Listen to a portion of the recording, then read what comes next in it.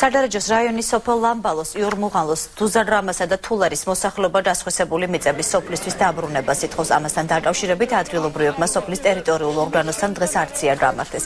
აქციის მონაწილეების განცხადებით სოფლის საძოვრები და სახნავს ათესი 5,000 ჰექტარი 2010 წელს რაიონის ხელმძღვანელობამ ფარულად კომპანია PR კომპანიის მიყიდა, რომლის მფლობელიც ირანელი ბიზნესმენია. მოსახლეობა ახალ ხელისუფლებას დახმარებას თხოვს და უახლოეს დღეებში ამ მოთხოვნით პარლამენტში ჩასვლას გეგმავს. სადარაჯოს მუნიციპალიტეტის გამგეობაში აცხადებენ, რომ მიწების დასხვისება წინა ხელისუფლების დროს მოხდა, თუმცა გამგეობა პრობლემას ადგილზე შეისწავლის. მიწები გაყიდულია. ხალხი უბეშია დარჩენილი.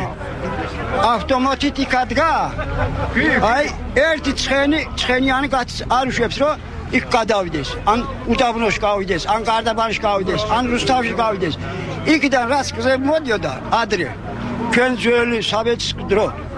ის გზები თუ მოხრულია, ჩაგედილია. ჩვენ მიწა რა გაქვს. ჩვენ გინდათ მიწა. 1000 მეტრო არალი რო ერთი კარტოფულ დავთესეთ რაღაცა. არალი ჩვენ ადგილი.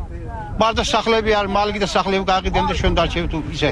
აუქციონი როდის ჩატარდა და ეს მიწები როცა გასხვეშდა ფაქტია ჩემთვის ცნობილი ინტერესი მოხდა წინა ხელისუფლების დროს.